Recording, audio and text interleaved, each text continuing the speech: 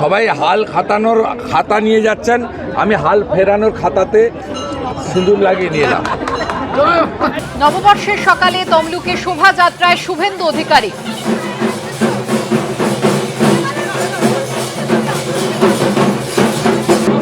আজকে বাংলা নববর্ষ, এই বঙ্গের সূচনা করেছিলেন রাজা শশাঙ্ক।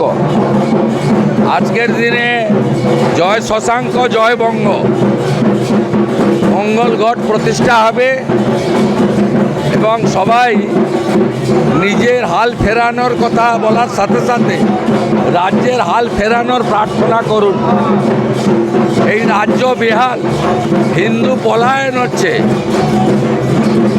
তাই হাল খাতার সাথে সাথে রাজ্যের হাল ফেরানোর জন্য আপনারা প্রার্থনা করুন।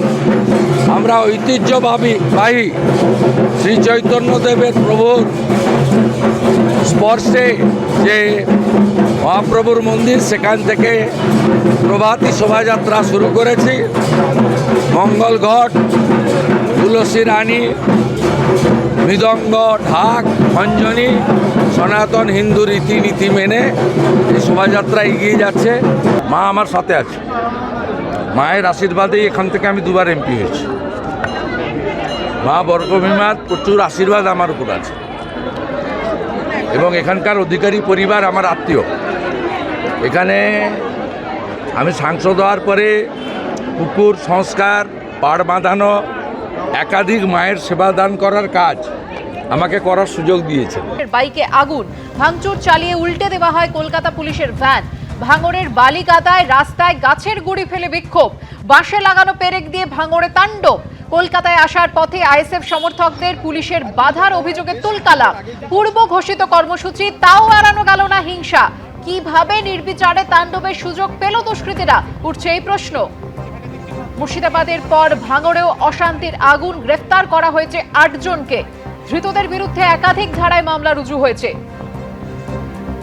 পার্থপ্রতিম ঘোষ আমাদের প্রতিনিধি রয়েছেন টেলিফোন লাইনে। পার্থপ্রতিম, দেখো, গতকালকে দেখতে পাওয়া যায় যে মুর্শিদাবাদের পরবর্তীকালে আরেক মুর্শিদাবাদের কার্যত চেয়ারম্যান দক্ষিণ ২৪ পরগনা ভাঙড়ে। এখন সেখানে গতকালকে তুমি জানো, গতকালকে যে পরিস্থিতি তৈরি হয়, একেবারে সেই জায়গায় পুলিশের গাড়িতে ভাঙচুর থেকে শুরু করে অগ্নিসংযোগ, এমনকি পুলিশ জানাচ্ছে পুলিশের ওপরও হামলার ঘটনা ঘটেছে। একাধিক পুলিশ কর্মী আহত হয়েছে এবং দীর্ঘক্ষণ ধরে বাসন্তী হাইওয়ে যে রোড, সেই রোডও অবরুদ্ধ হয়ে থাকে।